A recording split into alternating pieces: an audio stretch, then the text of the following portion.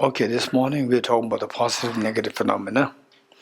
And now, the negative phenomena, there are two kinds of negative. Yes. Actually, I have a question regarding how to correctly identify the entities. Like, you said that an isolate of an entity can be an entity itself, like the leg of the table. But you also said that in order to be entity-wise different, you have to necessarily point at two different things.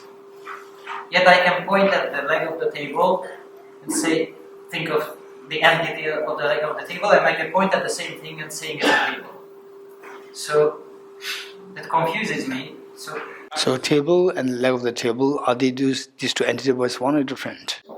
Well, if I can point at the same thing and... No, but you was answer. Entity, the table and leg of the table, are these two entities one or different? Okay, others, entity was one different. And it's ones. So what's the question?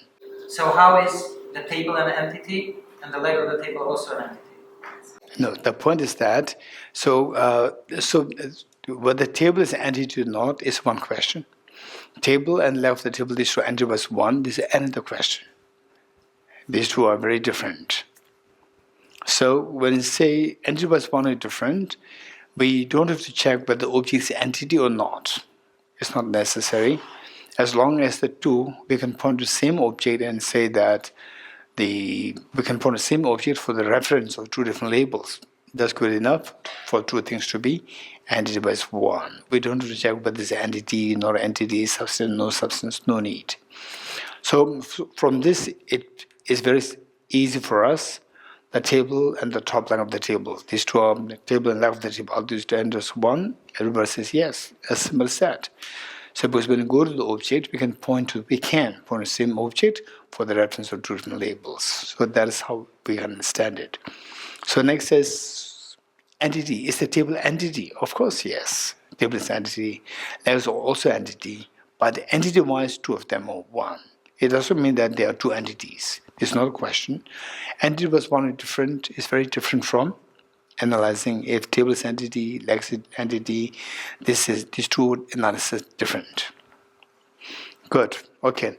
So now negative phenomena is of two kinds: affirming negative and non-affirming negative.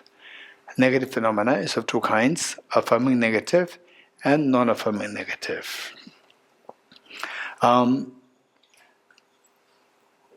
Okay, let's say that in the first place, before we go further, negative and positive phenomena, why we study this negative and positive phenomena is that emptiness should always be negative phenomena. Emptiness can never be a positive phenomena.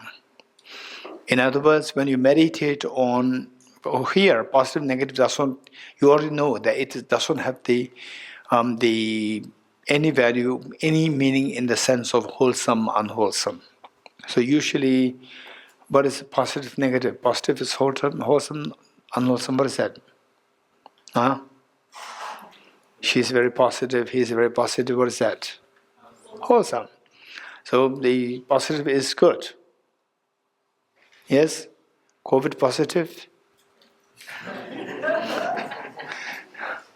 COVID positive is not good. Right? Tuberculosis positive is not good.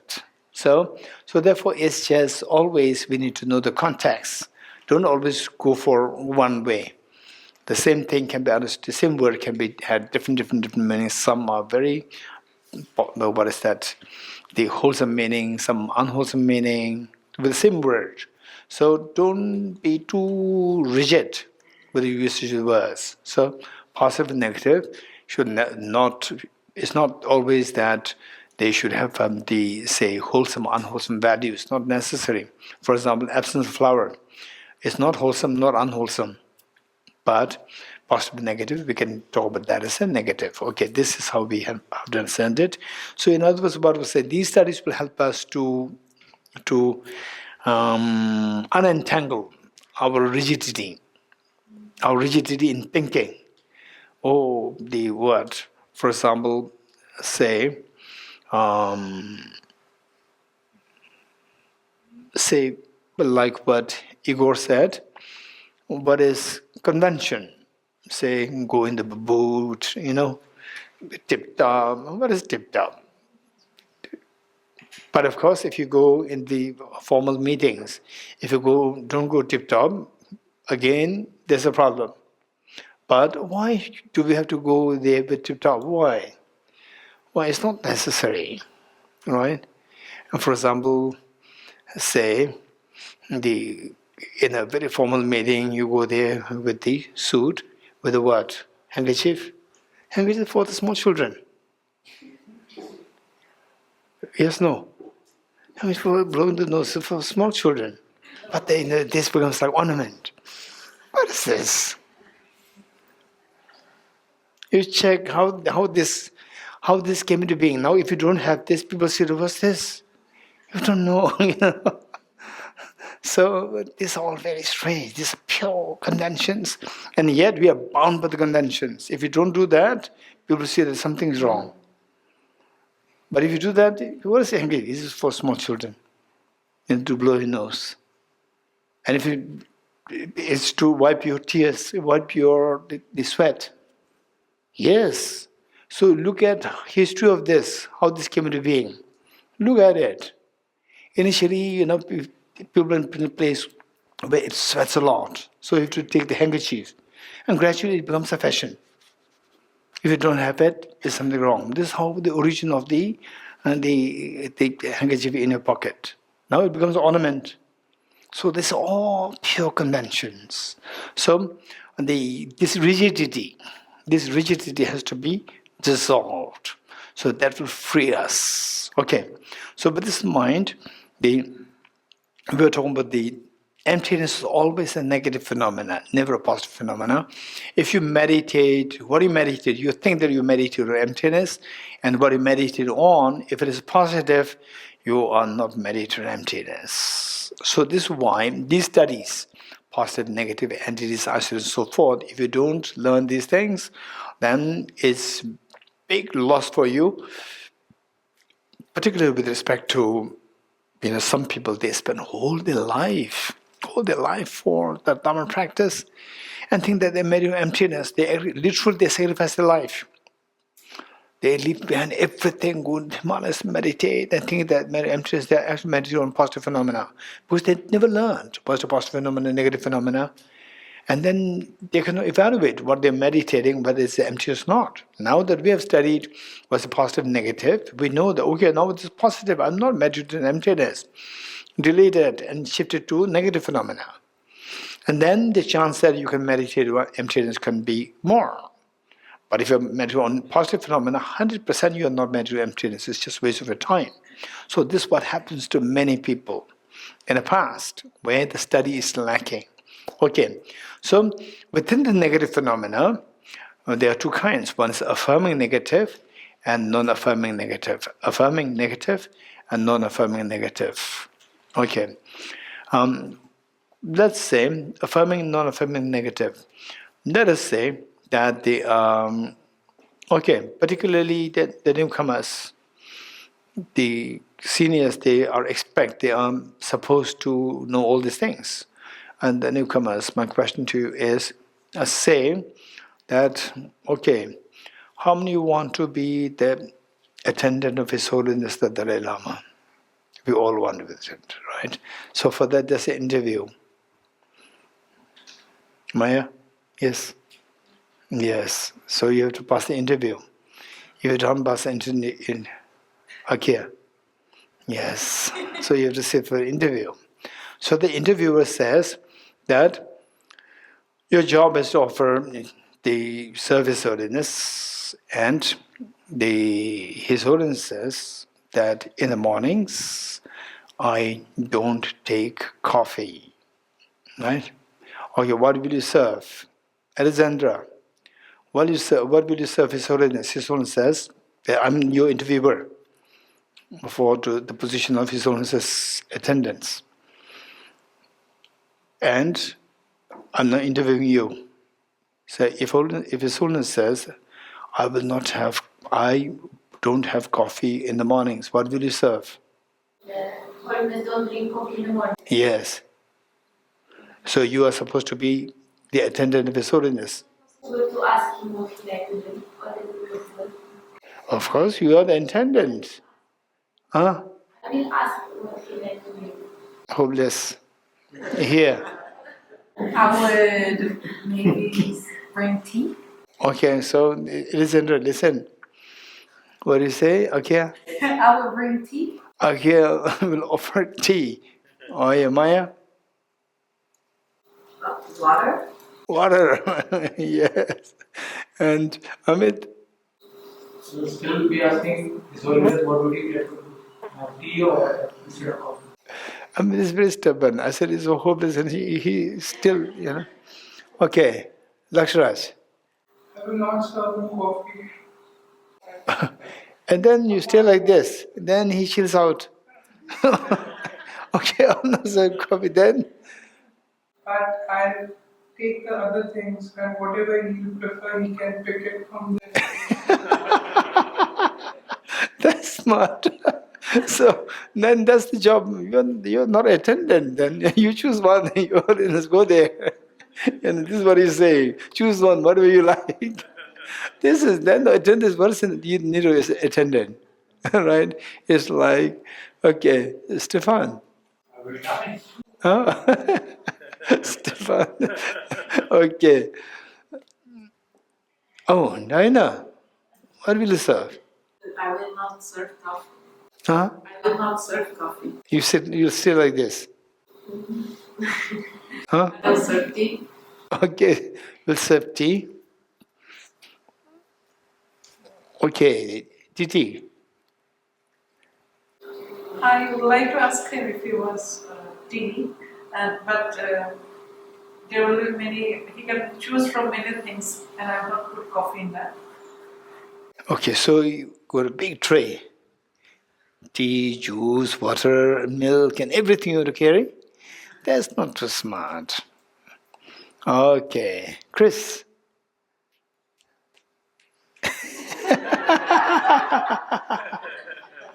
Okay, so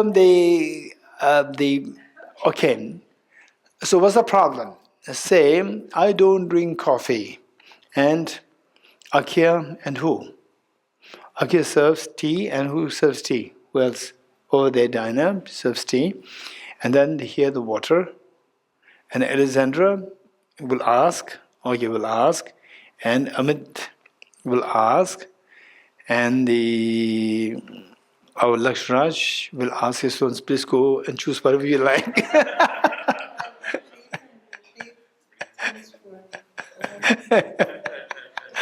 Okay, so then the Titi will take a big tray.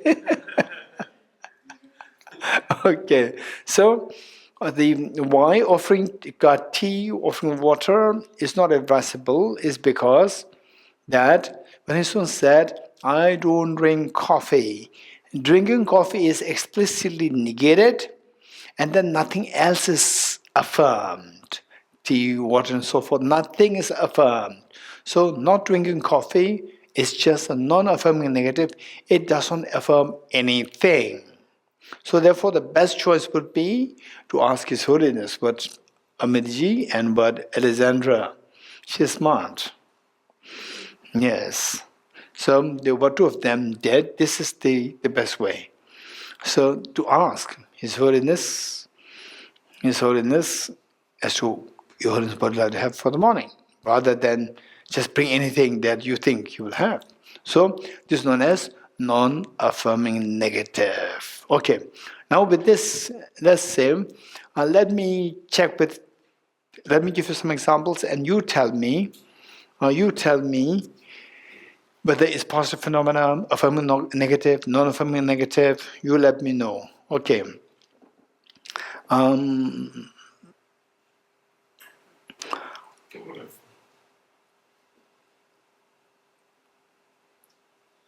I have no interest in games. Positive, affirming, non-affirming, negative, what?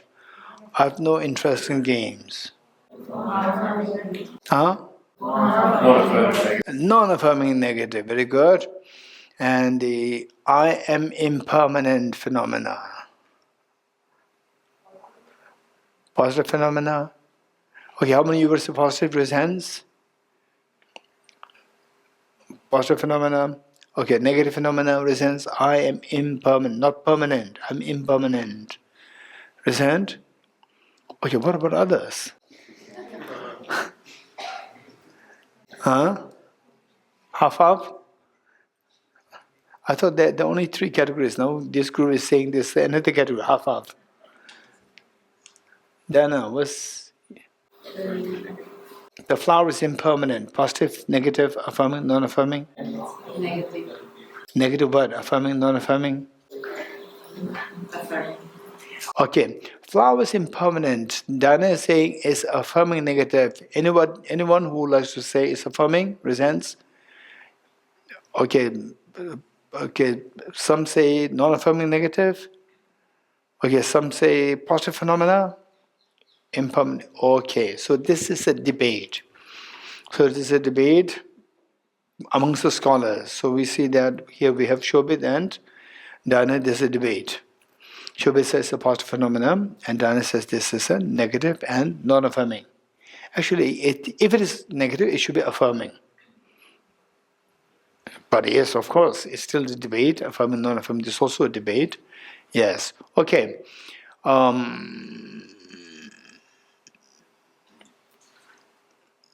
Longevity of life. Longevity of life. Positive, negative.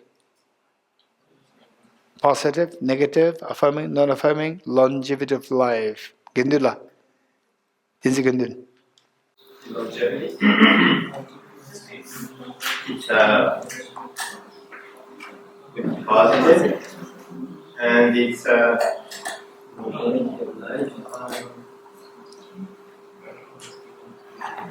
Okay, how many will say it's positive? Raise hands. Longevity of life. Okay, yes, it's positive. Let's say the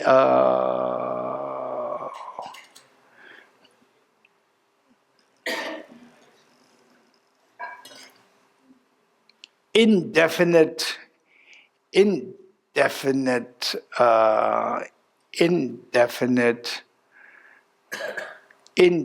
generosity. Positive, negative. Generosity, positive, negative? Positive. Indefinite generosity. positive. Okay? I would say negative affirming. Negative affirming, indefinite. Definite generosity. Positive, negative? Positive, negative? Definite generosity. Now indefinite generosity. Positive, negative? Huh? Negative? Okay, indefinite, which means it does not reject. It makes it expands, right? Okay. Legal, positive, negative. Legal. It is legal. Positive, negative. Stefan, positive. Illegal. Positive, negative. Positive. Still positive. Okay, good. So the is also positive. Illegal, legal, both positive. Absence of chocolate, positive, negative? Negative. Very good. Okay. Now, emptiness is always negative phenomena. Within negative, it should be always non-affirming negative. It is always non-affirming negative. Okay, now, I will pick up several things and you tell me, you identify what they are. What is this? No, I'm not talking positive, negative. Okay, what is this? Noena. Notebook. What is this? Fan. Fan. What is this? What is this? Pampers. Okay. What is this? Thermos. Thermos. Okay, I picked up many things. Okay. And all are positive and negative? Positive. Positive. So for example, let's say that, what is this? You said, this is a book, which is a positive. There's also absence of book. No, absence of flower. But while this object has so many isolates, you picked up only one isolate, which is a positive isolate. Book, fan, positive, flower, positive, fly is positive, and the thermos, positive. We are so addicted to seeing things in a positive way. You getting it? Positive doesn't mean positive. Positive doesn't mean wholesome. You getting it? So we are so addicted to seeing things as positive phenomena. For us to see things in a non-affirming negative is so rare. For us to see things in non-affirming negative is so rare, while emptiness is always non-affirming negative. This is why we are not used to seeing emptiness. And when we meditate on emptiness, to stay in this experience of non-affirming negative is very difficult because we are not used to that. We are always used to seeing things as positive. Flower, house, fan, bow. We are so used to seeing things as positive. Of course, it doesn't mean that we never see negative phenomena. It is not the point.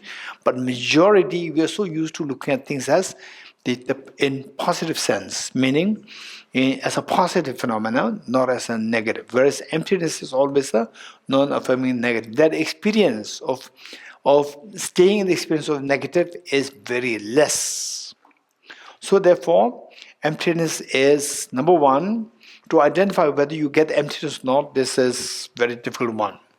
For that, you have to know what is entities, isolates, and for example, say, meditating on the emptiness of flower. Let's say meditate on the emptiness of flower. Flowers are positive, negative? Positive. Now, you subject, what should we do to meditate on the emptiness of flower? What should we do? Subject flower to ultimate analysis. And subject flower ultimate analysis, we end up seeing the atoms. Atoms, positive and negative? Positive. So therefore, if you think that you meditate on the emptiness of flower, and you end up seeing the atoms, and you just keep sitting there on the atoms, you are not meditating on emptiness. You are meditating on positive phenomena, and atoms are not emptiness. The atoms are positive phenomena. You are not meditating on emptiness. So therefore, say of this object, is it true that this flower? Is it true that this is made of atoms? Is it true that this is empty of being permanent? Is it true that this is empty of objective reality? How many such isolates are there? Innumerable isolates are there. From there, you should pick up the isolate of the flower being empty of objective reality. That isolate you should pick up. That isolate you should pick up, and the remaining you have to leave behind when you think of the emptiness. You're getting it? You have to pick up that isolate of the emptiness of the objective flower, objective existence. You're getting it? So now, from this flower, within this flower, there are so many isolates. And of these isolates, the flower and the flower with the flower and the emptiness of flower. These two are the same entity, different isolates. The flower and the flower not being permanent. Again, these two are same entity, different isolates. So how many such isolates are there? Trillions and trillions of isolates are there. So of these, if you know the entities are isolate, you will be able to pick up the one isolate, emptiness of the objective existence of the flower, that you pick up, and the remaining you leave behind, and focus on that, rather than, now the flower is full of atoms, and staying in the atoms. This is not emptiness. And you see that you just sit there, the flower disappears, I thought the flower exists, the flower is not there. This is nihilism, this is not emptiness. Flower is there. What are you discovering? You are not discovering the absence of flower, you are discovering emptiness of the objective existence of the flower, or you are discovering the emptiness of objective flower. This is what you're discovering. So you can see many isolates from, if you have studied the entities and isolates, then you can say, okay, now the flower is empty of objective reality. What I'm seeing, when flower disappears, it doesn't mean the flower is empty. It means the flower is empty of objective reality. So your mind will pick up the isolate of the emptiness of the objective reality of the flower, and then you stay in this experience. Stay in this experience. It'll take a little time. It's not easy to stay in this experience of the non-affirming negative. So if you know the entities, concept of the entities and isolates, you will know exactly how to take out the isolate of the emptiness of objective flower. So that is the benefit of study the empty isolates and entities. And then that emptiness of objective flower should be positive, negative? Negative. And that too within negative, which negative? Non-affirming negative. So this way, the benefit of seeing entities and isolates plus from non-affirming positive, you know this, then you know that whether you are meditating emptiness or not, you know that. So this is so important. Otherwise, emptiness meditation is very hazy. If you don't know these concepts, you will see so many isolates and you will easily get stuck here and there. And many people, they think that they just go into the self and they see the mind, and the self dissolves. And mind, they get stuck to the mind and they just observe, stay in this experience of the mind. They think that they're meditating emptiness of the self. You are not meditating emptiness of self. You are just meditating on the mind. That's it. Mind is a positive phenomena. Likewise, some people, they think they're meditating on the emptiness of the flower. And they end up into the atoms and just stay there in the atoms. Oh, the flower dissolves. It's just the atoms. Stay there with the atoms. You are meditating on the positive phenomena. It's not emptiness. So these are the benefits. This is how we have to use this information to meditate emptiness very precisely. Okay, now let me quickly also share with you a very quick meditation on the emptiness with 5 points. With 5 points, meditation emptiness, and of course this is just like a word, as I said earlier, like a trailer. So you can use this meditation, the 5-point meditation, you can use that. At the same time, keep studying more. The more you study, then because the emptiness is a very profound concept. For example, like you build a building, and the higher the building goes, the scaffolding should be. The base should be broader. You getting it? As the building goes higher, It's for the soul. It's for the soul. I see, okay. As the building goes up, as the building goes higher, then the scaffolding, the base of the scaffolding should be broader. And the experience of emptiness is very refined. So the knowledge, to get the knowledge to study emptiness, it should be very extensively studied. Extensive study is required. Without which, some people may see that it's very small. Okay, look at this. We have learned the 5-point meditation emptiness. And you do that, and you think that this emptiness, in a way, you are not doing justice to yourself. It's a great disservice to yourself. Although this is something which you can use it on a daily basis, but the scaffolding, the base of the scaffolding should be broader and broader by studying more and more. So this is what we need to remember. Okay, so the 5-point meditation emptiness, just note down the 5 points. Number 1, the self. The main heading, you write 5-point meditation on emptiness. 5-point meditation on emptiness. Okay, first point, self. Self. The first one is self. Just note them for you to easily remember. Number 1 is self. Number 2 are the 6 elements. 6 elements. Number 3, 2 questions. 2 questions. Number 5. Number 4, the meditative equipoise. Meditative equipoise of space-like emptiness. Number 4. meditative equipoise. How to spell equipoise? EQUIPOISE. Meditative equipoise of space-like emptiness. And finally, post-meditative experience of illusion-like emptiness. Okay, so the number 1, self. Number 2, 6 elements. Number 3, 2 questions. Number 4, meditative equipoise of space-like emptiness. Number 5, post-meditative experience of illusion-like emptiness.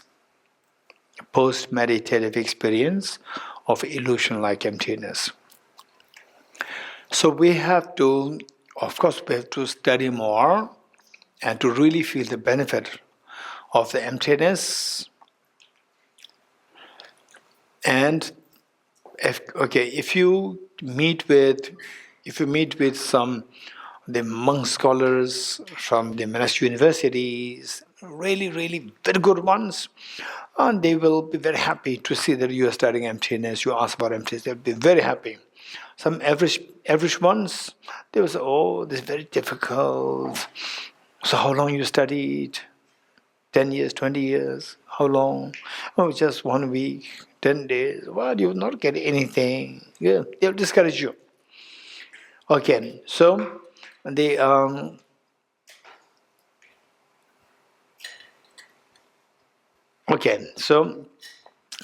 the point is that so no matter, it is not that somebody tells you and it's difficult and you feel difficult. No.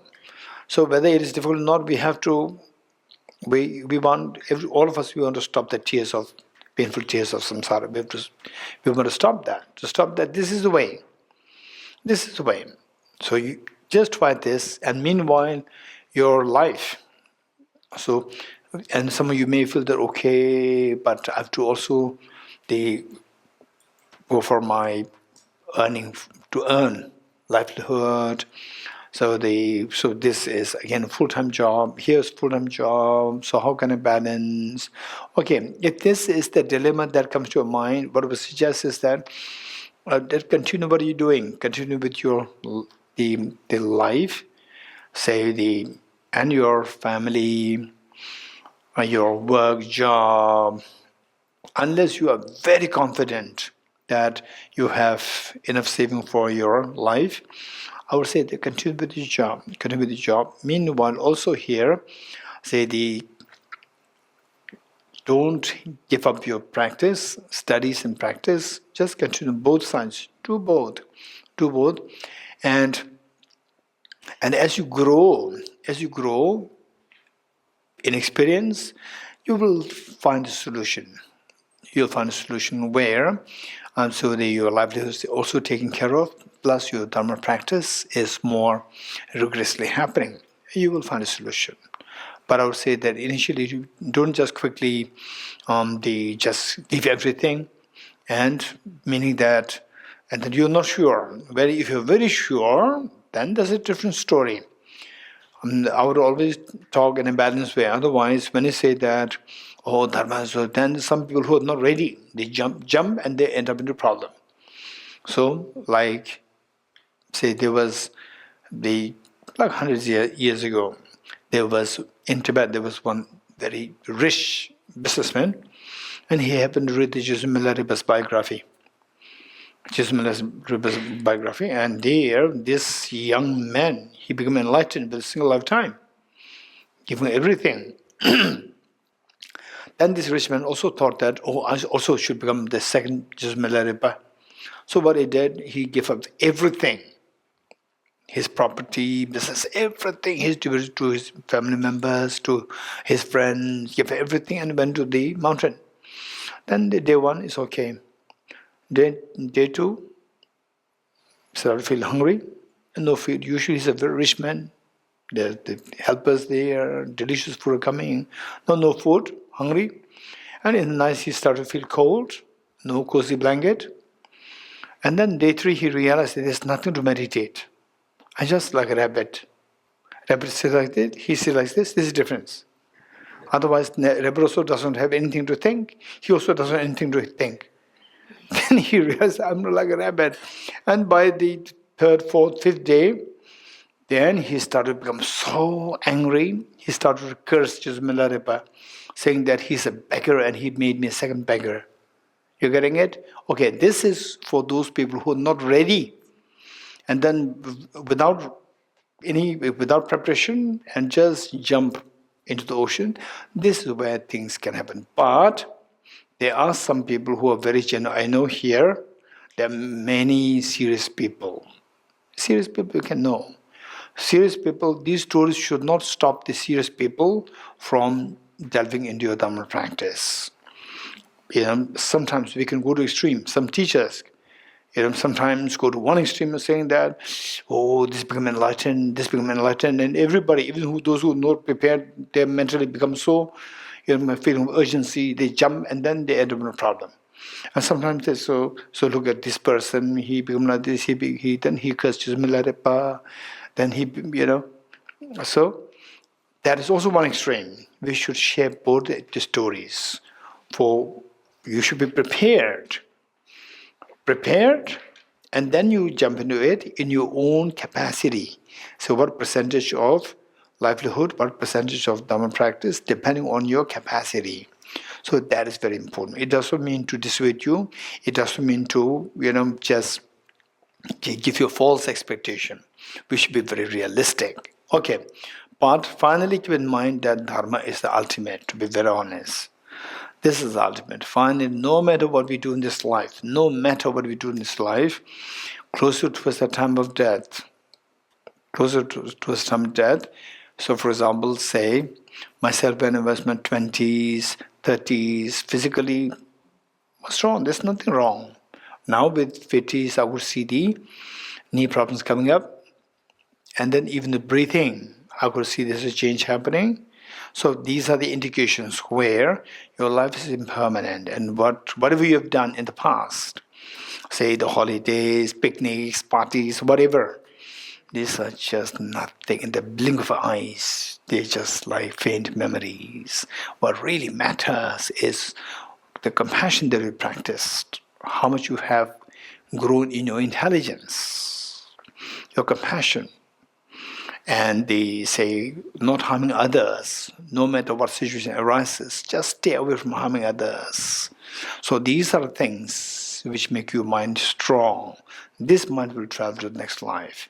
Otherwise, everything else, for example, saying, all the earnings that we get out of this, tell me, out of what you have earned, tell me minimum 90% of that is used for your body, just to survive the body. Raise hands. Just to survive the body. For your house, you pay the rent. Almost like 1/3 of what you earn, or 1/4 of what you earn, you give for rent. Rent to protect this body, to pay shelter. And the food, another 1/4 for food. And insurance and so forth, another 1/4. You just minimum 90% is used to just to protect. And finally, we have to leave this body. So all the efforts that we put in this life is just to feed this body, and at the end, leave the body, and the mind goes empty-handed. So wise people should strike a balance. Take care of this body. It doesn't mean that the body you have to leave it, and then no point. All your efforts to feed this body is going waste. No, this body is very precious. Because of this body, we can meditate on emptiness. We can meditate on Bodhichitta. They're so precious. When your body is sick, you cannot meditate on emptiness. You cannot study. Forget about study meditation. You can't even read something. This body is so precious. So we need to work to feed this body, to survive this body, keep the body healthy. This is very important. So meanwhile, let us not neglect to put effort in your growth of your compassion, growth of the wisdom. That is very important. And that too, with the correct information, complete information, and a systematic information. This is so important. Life seems to be very long. It's not long. It can diminish, it can disappear the very next moment. We never know. And even if you are lucky to live longer, but the moment you hit 40s or the moment you hit 50s, time just flies. You agree? Those in 50s? You're already 50. No, you're not 50. Almost. Okay, so what I'm saying is that time just flies. Then you see that, okay, now I'm being late. You're getting it? Okay. So with this mind, what I'm saying is that we have to learn how to strike a balance, and depending on your capacity. This is what I'm saying, right? So, but meanwhile, keep in mind that you have a Buddha nature. Don't forget. Oh, when I say capacity, some people have greater capacity, I have a less capacity. Don't think about that. You have less capacity, but remember that you too have a Buddha nature. You too have a Buddha nature. That less capacity can be with training. You can make it a greater capacity. And this is how we have to grow. Okay. So with this, okay, now the next is what exactly is Meditation of emptiness. okay, first we have to finish this, and then what the next is what exactly is cognitive obscurations. Okay, first let's do the 5 point, the meditation emptiness. So what I'm saying is the 5 meditation emptiness is very simple, easy, but don't feel complacent with that. This is to make us, because some people they study emptiness and they don't know how to meditate emptiness. To help them, I designed this meditation based on the authoritative sources. It's not just like, total baselessness. Okay. So even the terminologies we see, they are all very standard, come from the standard sources. So the first self, when I say just observe the self, and self is just a sample. You can think of anything else, like you want to meditate on emptiness of the cheesecake, or emptiness of the flower, emptiness of your mom, dad, husband, wife, children, whatever, or emptiness of the car, emptiness of the house.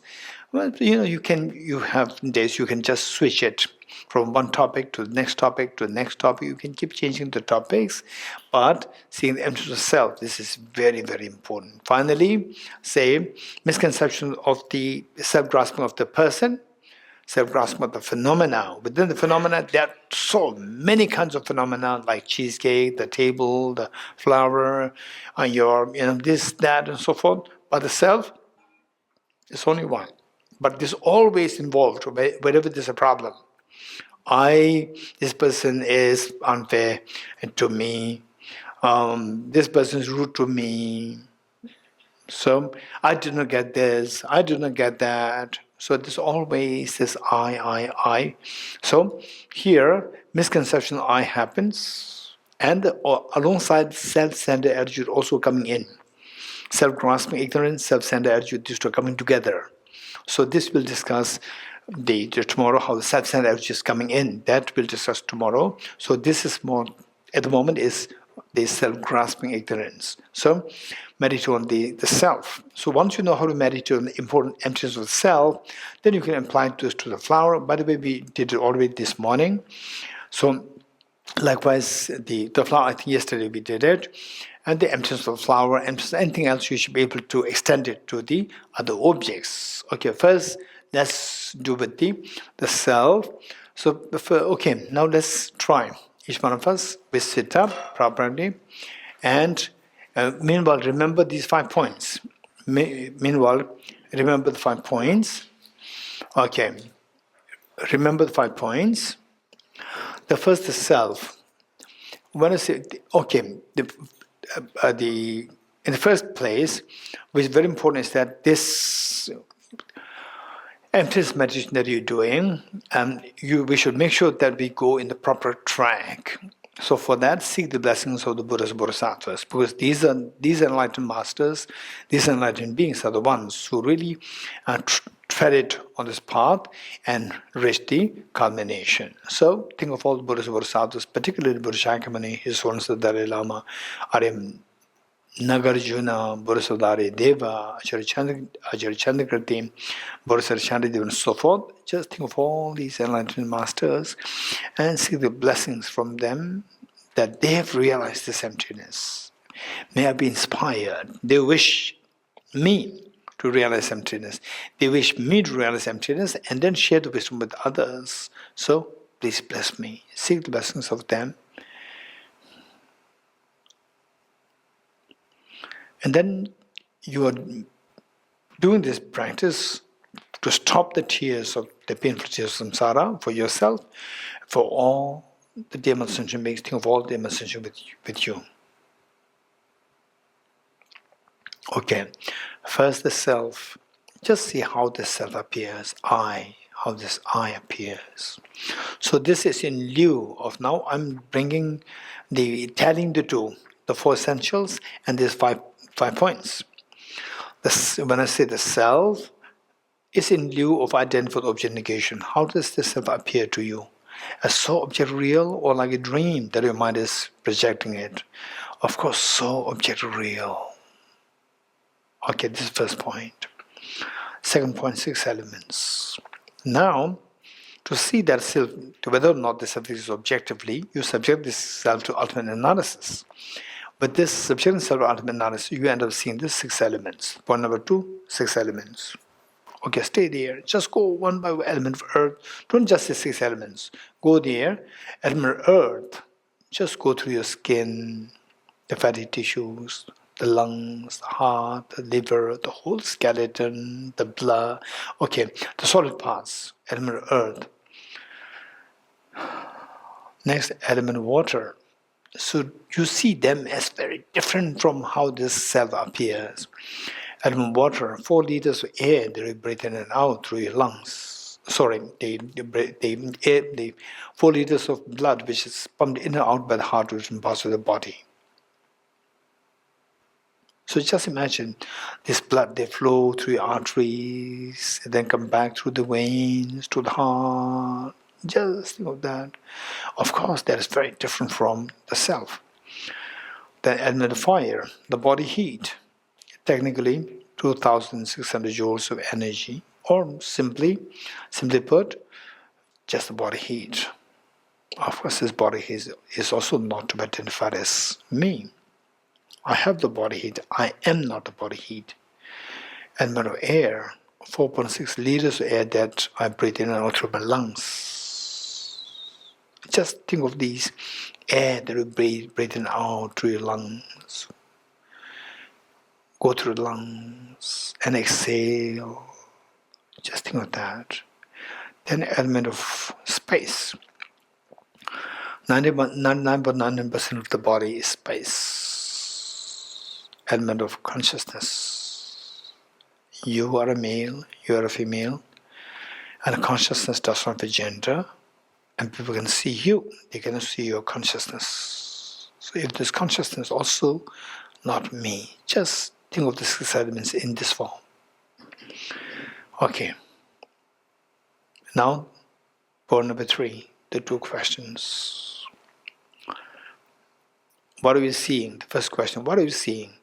I'm seeing the 6 elements. Second question, where is this self which earlier you saw so objectively? Where is this? Second question, answer is none of the 6 elements is the intrinsically objective is this self. No different. Remove the 6 elements. No, the self is left as different from these 6 elements. No, from the object versus self, there's no way to be seen. Okay, stay in this experience for a while. So this experience, where the person, out of the many isolates, say for example, what is seeing the 6 elements, also isolated with the person. And this person being permanent is also the isolated person. There are so many isolates of this big of the isolate that this self, this person, objectively from the object, there's none to identify as I. That is the isolate that you should be picking up, and that isolate should be in the form of non-affirmative negative. Okay, So that non-affirming negative, nothing's applied except for the rejection of the objective self. Just pick up that isolate of non-affirming negative, isolate, and stay in this experience. It's not that easy. Instantly, the six elements will come back to your mind. The moment the six elements come back, this is because we are so used to seeing positive phenomena. Instantly, again, you ask two questions. What are you seeing? I am seeing six elements. Where is this objective self? No way to be seen amongst the six elements. No different than six elements. The moment you get it, it may remain for a split of a second.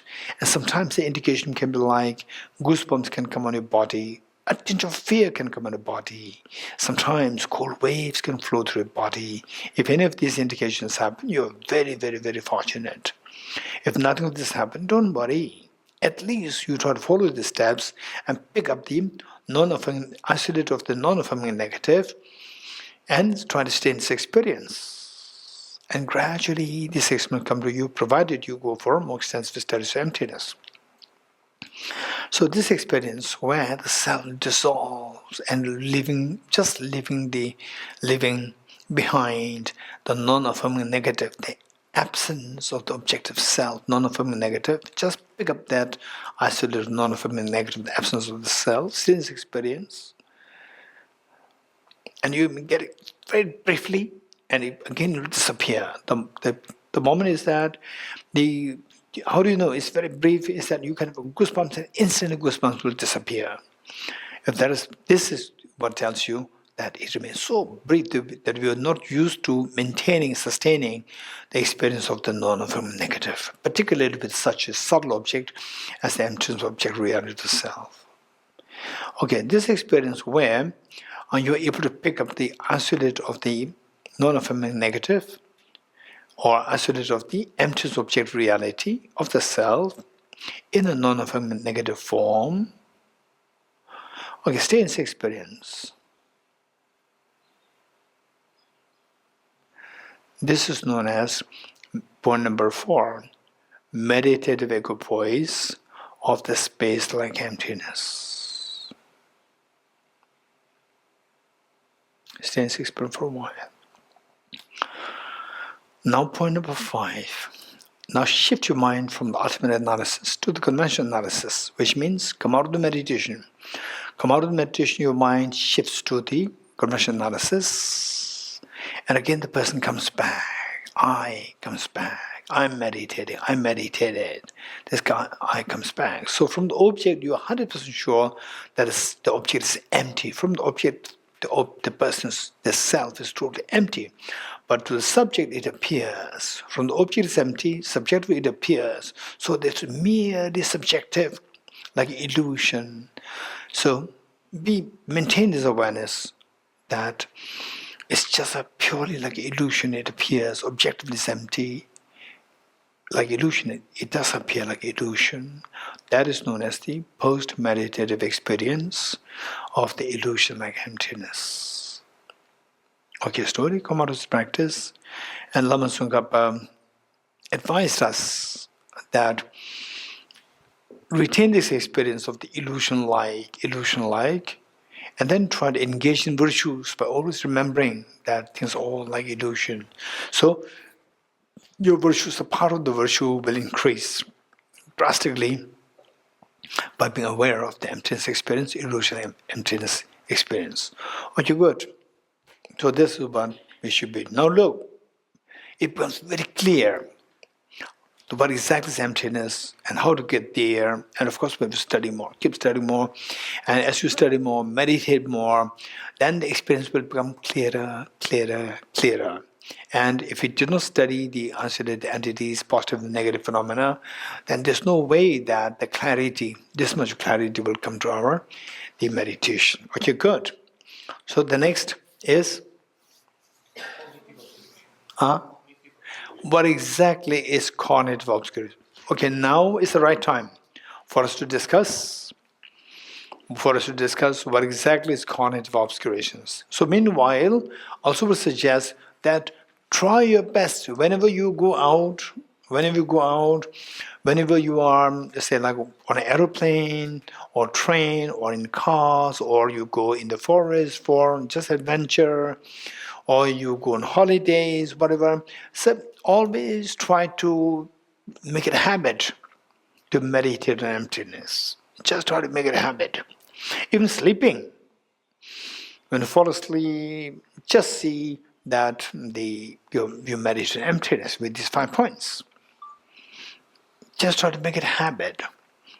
And so that sometimes you may feel so tired that you cannot really think. When you cannot really think, lie down and see what is that mind, which you describe as tired mind. Just observe what that's like. Just observe it. Oh no, I cannot now meditate. Just see what this the mind which cannot meditate is like. Just watch it. Watch it and see the emptiness of that. So this is how we have to practice. And so with this, then gradually we can manage the subtler and subtler and subtler mind. Otherwise we talk about very subtle meditation, the tantra and dream yoga and so forth. Forget about dream. Even when tired, you still, you are in a waking state. So you have some control and you say, no, I cannot meditate, I'm so tired. Which means you cannot manage this mind, a tired mind. How can you manage the dream mind, sleeping mind? It's totally lost. With loss of freedom. You don't know how to, you don't know that you're dreaming, you're swayed by the dream. And you talk about dream yoga. You're getting it? So this is how dream yoga is possible. That is possible. But you have to go like this. You have to train your mind, try to always see things like a dream and to project reality like an illusion. Just try to practice this. Practice as much as possible. And then you don't have to tell people. And when where did you go? Oh, I went for retreat. What about amazing Bodhichitta Retreat, emptiness. And then I meditated on emptiness. He advised us to meditate on emptiness every day, every moment. I meditated on this. No, just keep it very low profile. You're getting it? Keep it low, very low profile, particularly the good things like meditation, Bodhicitta, emptiness, these things. Don't try to tell this to other people. Those people who you really feel, there's some people who are really, really very sincere, who can actually be taken into given direction, just to let them go into this direction. When you see they're very, very, very sincere, then you can reveal what are the possibilities. And if they ask you, how do usually, and these people not ask you, what are you doing? They will not ask you. They will ask you how to do. You're getting it? So these people are genuine. What are you doing? So it is like a doctor. You're getting it? They would not ask themselves, what am I doing? What am I, what are you doing? So this is, somebody who treating you like a doctor, then keep it very low confidence. No, I'm just doing nothing. I love this. I love this, but then I can't do anything. I'm trying my best, but it's not that. I find it very difficult. There are other people who are very good, but I find it very difficult. Just keep it very low profile. And some people, they talk about, say, I have this practice, I do like this practice. So this is confidential, this is secret. What is secret? You're also already saying this. So therefore, these are where things go wrong. We should be very stable, keep a very low profile, but make sure that you're doing something. You're doing something. This is very important. Okay. So the next is, what exactly? Yes. Can we get some more tools on identifying the correct object of negation? Okay. So this we have to study more. It is not like in few minutes you'll get the. So we have to study more. These are the hints. Always saying, as you go higher, the scaffolding, base of the scaffolding should be broader, broader, broader. You agree? Okay. The question is, how can we, of the four essentials, the first one, what's the first essential? Essential for identifying the object negation. How can we get a better clue to identify object negation? So the best would be to study tennis system. Tennis system. So, And within tennis system, I would say the book by Venerable Kunjo Jigme Wampo, this is very good book. The Precious Garland. Precious Garland on tennis system. So but there are many books by the same title, Precious Garland. Don't confuse them. One book, Precious Garland, by the Precious Garland on tennis system by Venerable Kunchok Jigme Wampo. Yes, so this is a very succinct, very short text. But don't say that, don't think that, oh, I'm so lucky, it's a short text and very succinct, you will get everything and you read it. You will not get anything. You have to study this. Really, really work on, study this. And the good thing is it's not a huge text, it's a short text. It's just a few pages. Okay. So next is what exactly is cognitive obscurations. I would say that now this is the right time for us to discuss on this. So, let's say that you are somebody and who loves flower. Who loves flower. So you look at this flower and it gives you joy. Oh, by the way, who loves flower? Raise hands.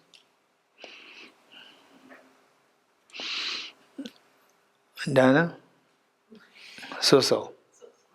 Animals is good. Flowers so. Okay.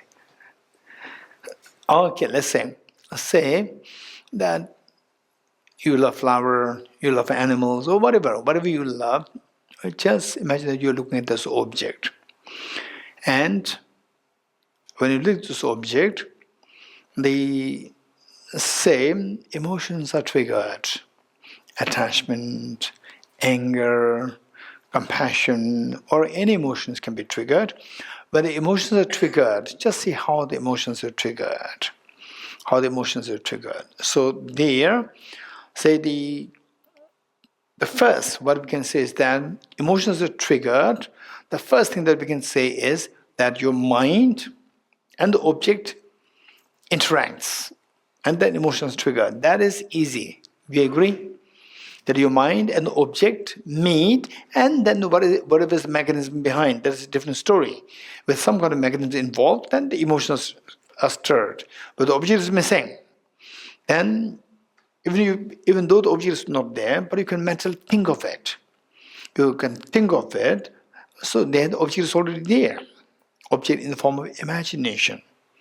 Object in the form of generic image. That image is known as generic image. Okay, so this object. Geshe-la, what you're saying is whether it's physical or mental, when the mind and the object meet, then emotions are stirred? Yes. So the object of the mind, when they meet, be it a real object or imaginary object, when the object and mind meet, then whatever mechanism is there, with this mechanism, then the emotions are stirred. In the absence of the object, usually what happens is that when you have some issues with some person, you have so much of anger, agitation, restlessness, irritation happening, and your blood pressure goes up. You feel constantly go to hospital. You're getting it? Then the smart people, they know there was a reason. They know that it's because of the environment. They will say, for the time you go out. Go out meaning go for holiday. Which means your mind should not meet with the object. You're getting it? This is what smart people, they say that, okay, go on holiday. Just keep a short break. Keep a short break. Which means don't meet with the object. This is the advice. So meet with the object, some chemistry happens, then the emotions are stirred. So meet with the object. So when you meet with the object, we are talking about what? Cognitive and affective obscurations. So meeting with the object, what happens is that misconceptions arise. Misconception of the self, misconception of the object. So misconceptions happen. So in other words, so this misconception interacting with the object, so this interaction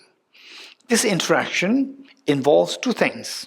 Your mind interacting with the object involves two things.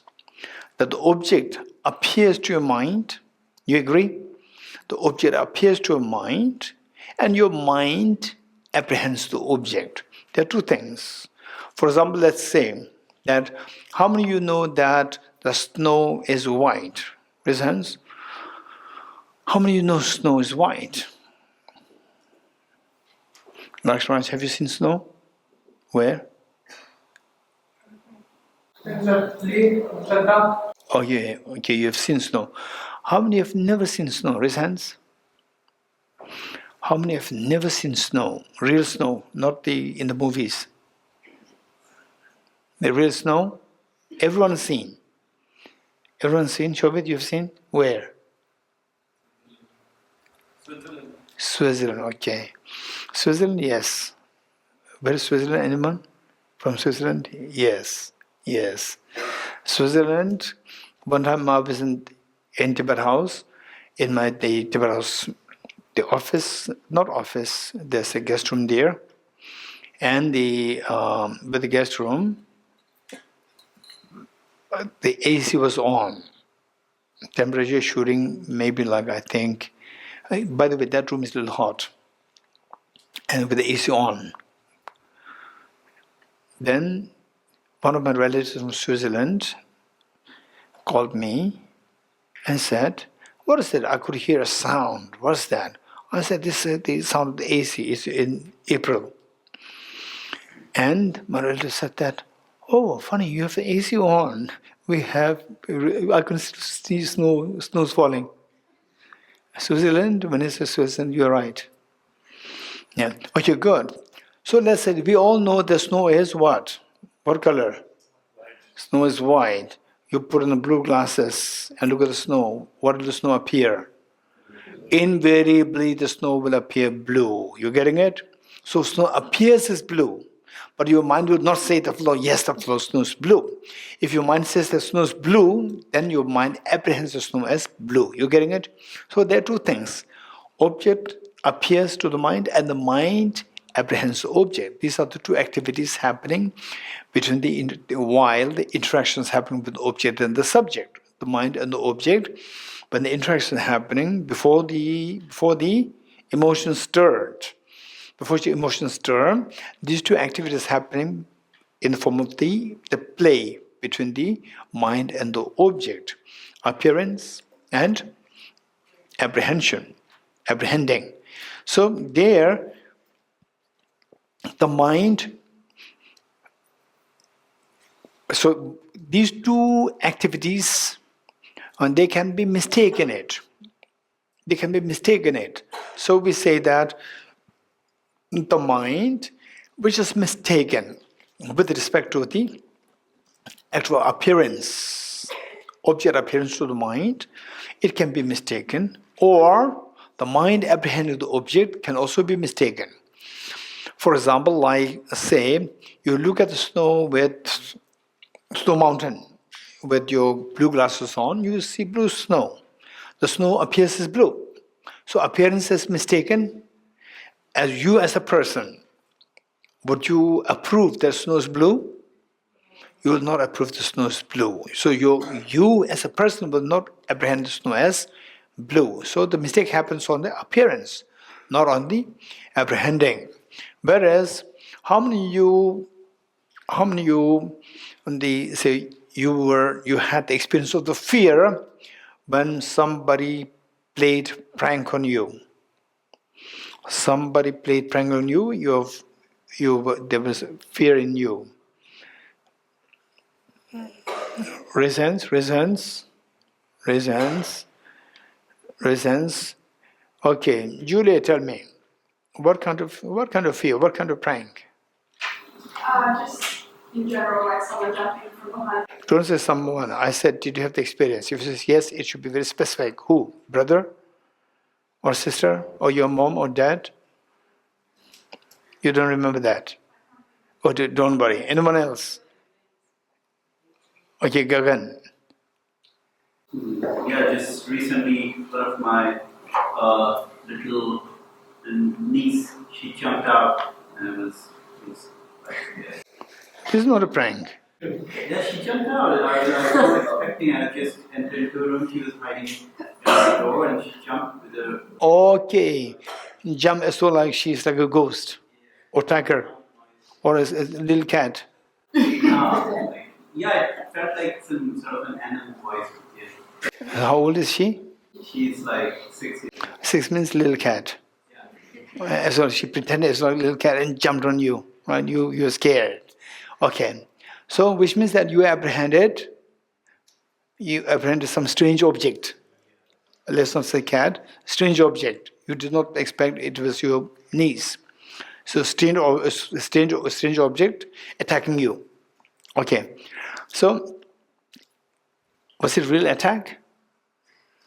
Not a real attack, but you apprehended that as real attack. So, the ignorance happens where? Appearance or the apprehension?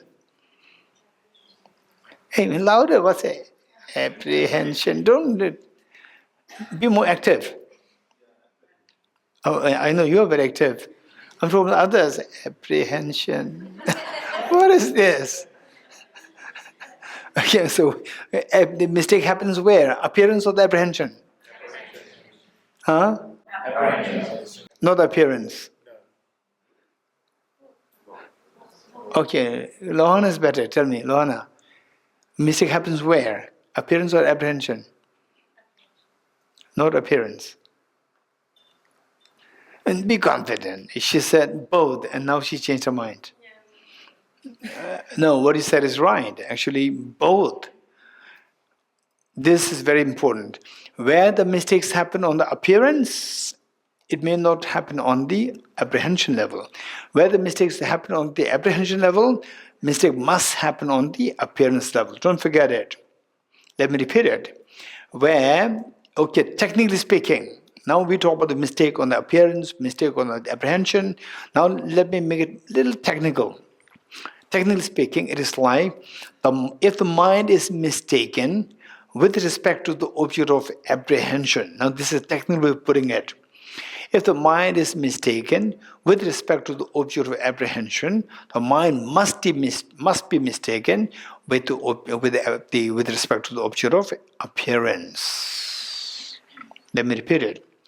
If the mind is mistaken with respect to the object of apprehension, it must be mistaken also with the object of appearance.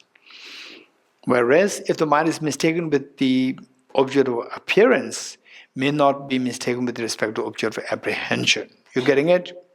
For example, the simple example that I gave you is that with the blue glasses on, the snow appears as blue.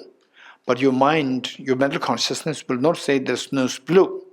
Your mind will not apprehend it. So if the appearance-wise is mistaken, but the apprehension-wise, the mistaken may not happen. You getting it? How many of you understood this? Raise hands. Okay, very good. Now, okay, pick up something and show that to me. Pick up something and show that to me. Pick up something and show that to me.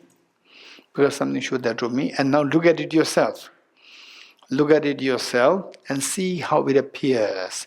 As objective real, as see how it appears as objective real or subjective real. How does it appear? Louder? Objectively real. It is, so that appearance is mistaken or not mistaken? Mistaken. You're getting it? So, the same with respect to the objective existence, the objects, they appear as objective real. Appearance-wise is mistaken. And your mind also believes that the flower, the pen, the book, whatever you picked up, exists objectively. Believe meaning apprehend. Your mind also apprehends the object as objectively real. You're getting it? So for us, the mistake happens on both sides, appearance as well as the apprehension. Now, a very important point left. Say, you tell me, Which of the two is easier to be removed? Wrong appearance, mistaken appearance, or mistaken apprehension?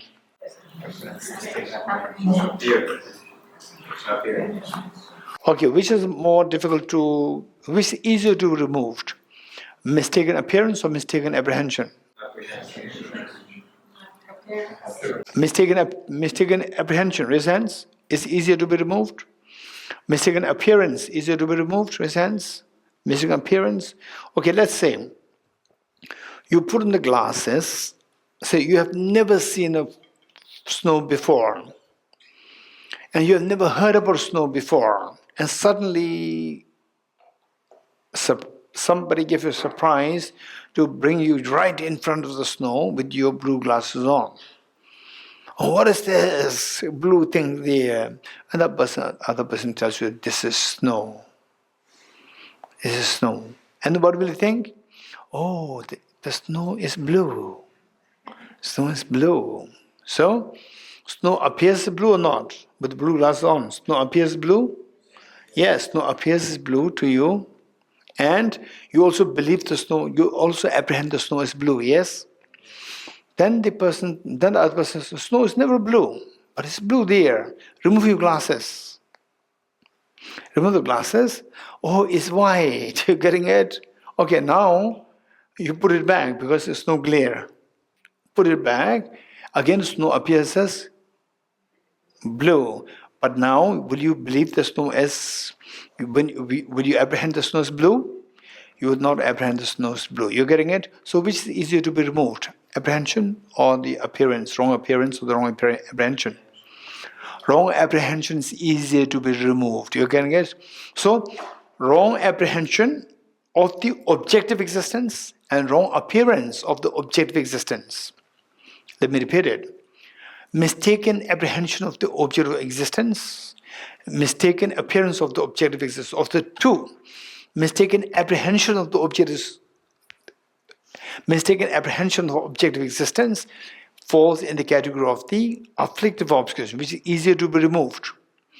Mistaken apprehension of the objective existence falls under the category of the afflictive obscurations, which is easier to be removed. And the mistaken appearance of objective existence falls under cognitive obscuration. This is very difficult to carry it off. You're getting it? Till Buddhahood,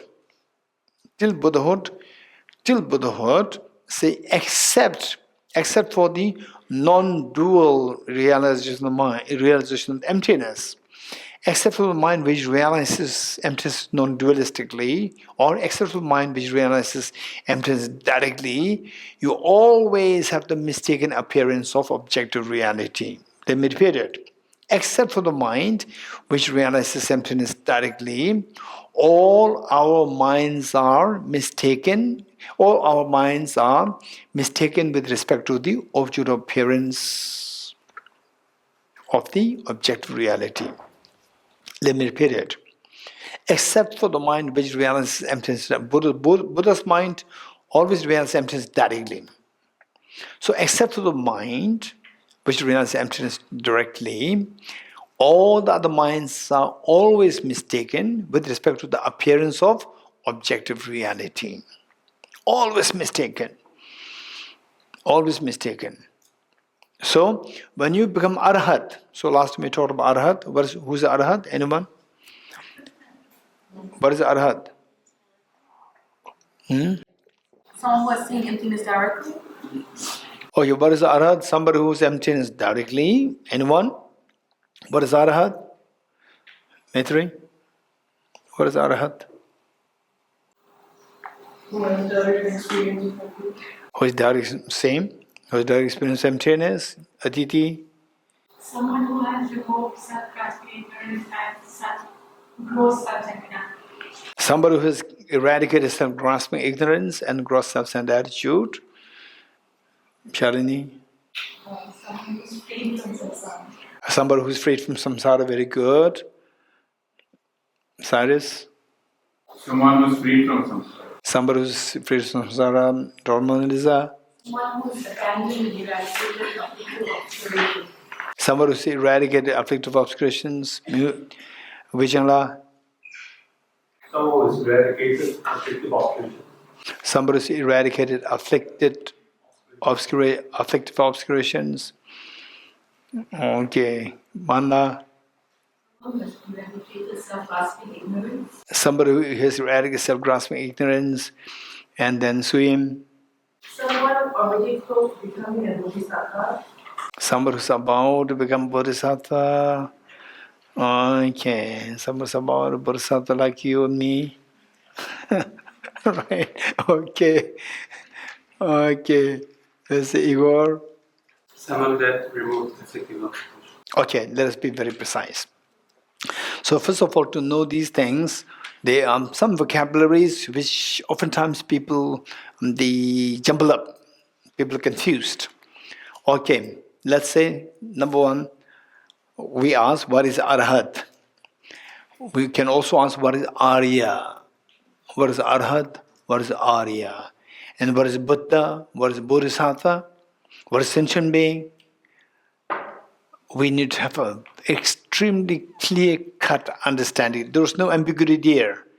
It's not like you can interpret any way you like. There is a clear-cut understanding. So for that, what we need to know is, okay, let's see. Arhats as opposed to? Arhats as opposed to? Okay. Arhats as opposed to? Samsaric beings. I'm not going to comment on this. Arhats as opposed to? Igor? Samsaric beings? Samsaric beings. Now I want to use another word. Arya as opposed to? Ordinary beings. Okay, Shalini. Aryas as opposed to? Ordinary beings. Buddhas as opposed to? Okay, so we need to know three pairs, a set of three pairs. One is Buddhas as opposed to sentient beings. You're getting it? Sentient beings. Buddhas and ordinary beings. Which means that you have no idea. But exactly, Buddhas as opposed to sentient beings. So a being, if you are not a Buddha, you are a sentient being. If you are not a sentient being, you are a Buddha. So this is how we can see that these two are the two sides of the sentient being. The next, Aryas as opposed to ordinary beings. Aryas as opposed to ordinary beings. When it's ordinary, don't define it in your own ways.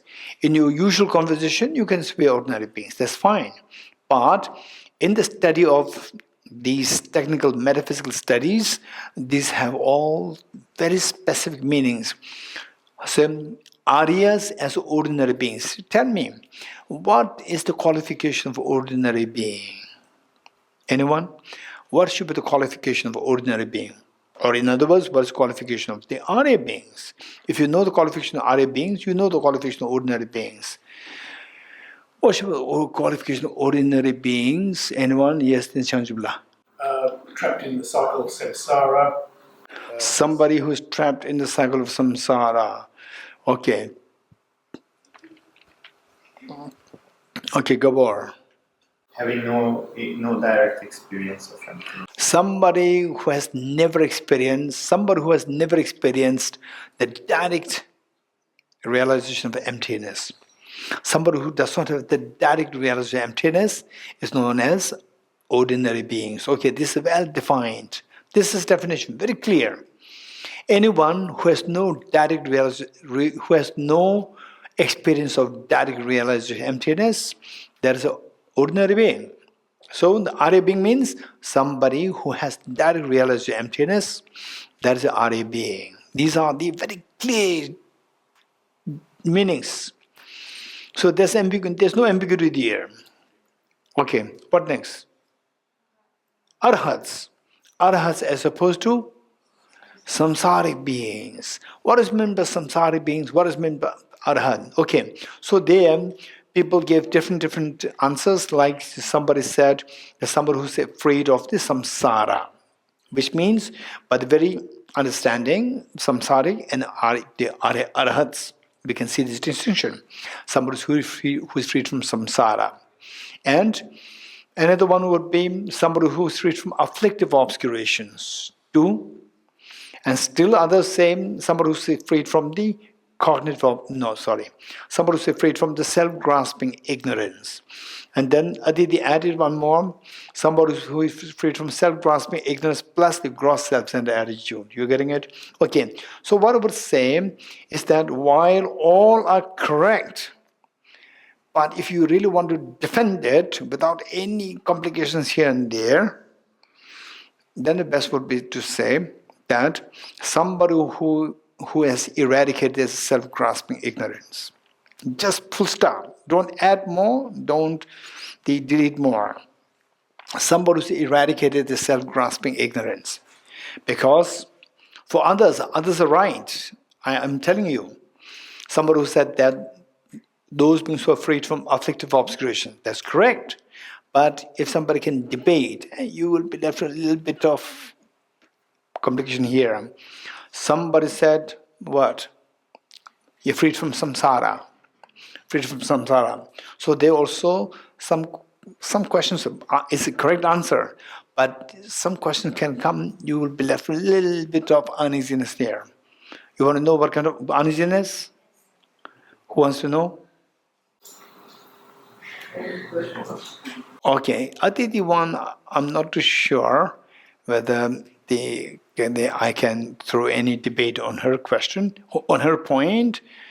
Whereas for the Vichangla, what did you say? Somebody who's freed from afflictive obscurations. For this, let's say somebody who just freshly eradicated in the meditation path of what is immediate before Arhat. What is the path immediate before the become Arhat? Gate, paragate, parasamgate, bodhi soha. Bodhi soha for the Shravakas, it is the Arhat. So what is before that? About the meditation. So you're on the last moment about the meditation, and then the very next moment, say at 5:30 sharp, 5:59, you are still in the Parasangate, path of meditation, and then the very next moment, what is that? No, 5:29. 5:29, you are in the path of meditation. Then 5:30 sharp, you move to path of normal learning, Bodhi Soha, you become Arhat. So there, you have eradicated self-grasping ignorance. So you have eradicated self-grasping ignorance, but you still have the contaminated karmas. You're getting it? Contaminated karma is still there. You also have the body. Samsaric body is still there. You're getting it? But you are Arhat already, but you can still become sick. Arhats, they become sick. All these things are there, but mentally they are freed. Self-grasping ignorance is gone, but they still have the remnants. Now they will not have the future body cut, future affliction, the contaminant karmas cut. But at the moment, you still have the contaminant karmas, which is a part of afflictive obscurations. You still have the body, which is a part of the samsaric body. So still you have the remnants. So are you free from samsara? You have the samsaric body still there. You still have to go through sickness, hunger, and so forth. These things still can happen. But your answer is not wrong. You can say that somebody who is free from samsara, there is arahat. But if such a debate is thrown to you, you have to defend it some ways, like for the afflictive obscurity. Otherwise, the best thing, without any, the complication would be to say that somebody who is freed from self-grasping ignorance, full stop. Don't add, don't delete anything. That is the meaning of the arahat. Okay. So, what is Buddha? Okay, what is sentient being? What do you understand by sentient being? Anyone? What do you understand by sentient being? Yes, Gabor. Being without omniscience. Okay, that is so. The Gabor's answer is somebody who is yet to attain, who is deprived, who does not have the omniscience. That's sentient being. Anyone is correct. It's not wrong. It's correct. It's perfectly correct. But still, yes. Beings who have either the 5 or the 4 skandhas. Beings who have either the 5 or the 4 aggregates. Okay, so Buddha Shakyamuni does not have 5 aggregates? But here are other bodies. No. Do they have the say? Do you have? But identify with the 5. Okay, billionaire do they have 10 rupees? They have 10 rupees. You're getting it? So the Buddhas, they have more, but 5 skandhas they have. They don't have the 5 contaminated skandhas. They still have the skandhas. Right?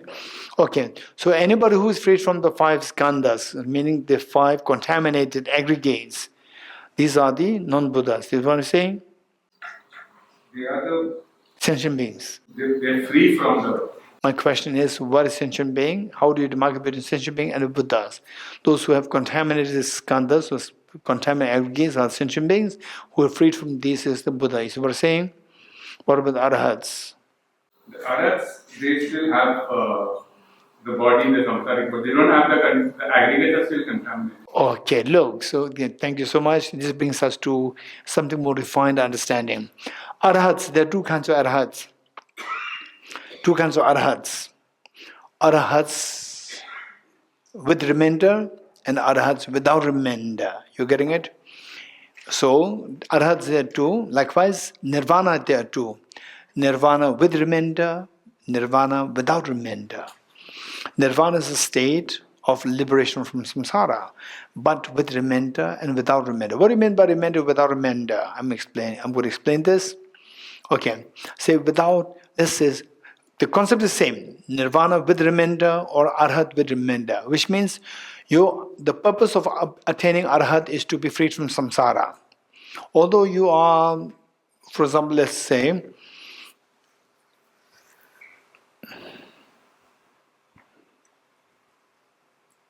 okay, let's say that, okay, so you are working, you already resigned from your position. You have already resigned your position. Now you are not a part of the office, but you have some work still left. Is it possible to be done for the office? Is it possible? Yes, of course it's possible. So with remainder, although you are not a part of the office anymore, but still you have something to be completed. So likewise, although you have attained arhatship, where your mind is freed from self-grasping ignorance, but you still have the remnants of the body that you obtained from your parents of this life. Before you became arhat, you had the body, you continue the same body. So that is known as the arhat with remainder of the samsaric body which you got before you attain arhatship. You got it? Whereas the moment you leave this body, then you are completely, really, truly freed. You attain total freedom. Even this body is a prison for us. So they feel that and they are truly freed from this body. Because that is known as arhat without remainder or nirvana without remainder. You're getting it? So arhat without remainder, are they Buddhas? They are not Buddhas. They are still Shravakas, Pradik Buddhas, right? Do you say that is parinirvana? It can be nirvana, again, parinirvana, mahaparinirvana. For the Buddhas, it's mahaparinirvana. For the other ordinary arhats, this is just a mere parinirvana. Yes. Okay, good. So, what we said is that what is cognitive obscurations, what is afflictive obscurations. Okay. Cognitive obscurations are the mistaken mind, which is mistaken with respect to the mistaken appearance of objective existence. That falls in the category of the cognitive obscuration. With this wrong appearance, for arahats, they don't apprehend things as objective real, but still things continue to appear as objective real to them. So that is the cognitive obscuration. Because of this, they cannot attain the omniscient state, omniscient mind. They cannot attain Buddhahood. That blocks one from attaining arahats. They don't grasp at things so objective real. That grasping stops. Self-grasping of objective existence already stopped. But things continue to appear as objectively real. So, mistaken appearance of objective reality is still there. So that falls under the category of the cognitive obscuration. So because of this, they cannot attain Buddhahood. You getting it? Okay, we stop here. Okay, first let us do the dedication prayer, page 5.2, dedication prayer. I dedicate the merit thus gathered towards the realization of the teachings and the prayers of Buddhas and Bodhisattvas of 3 times, and to the upholding of the doctrine, scripture, and insight. May in all lives, through the force of this merit, never separate from the 4 wheels of the Mahayana vehicle, and accomplish all the stages of the path, renunciation, bodhicitta, purify, and the 2 stages. From my 2 collections, vast space that I've amassed, from working with effort at this practice for a great length of time, may I become the chief leading Buddha for all those whose minds wisdom eyes blinded by ignorance. Tage tuje shaye rizo cho shenge meto Tege bonjomba serge lumbo tabo jebe go shage gebo kyola cha se lo Mone Mahamona Yeswaha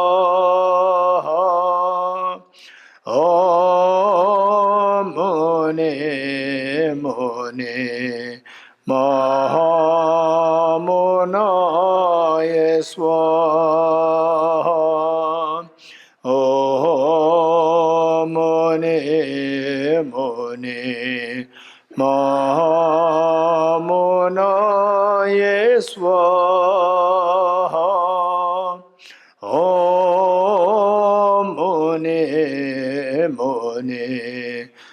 Mahamona Yeswaha Mone Mahamona Yeswaha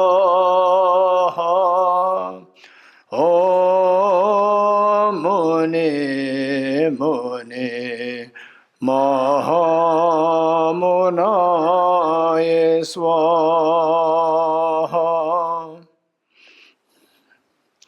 3 processions together.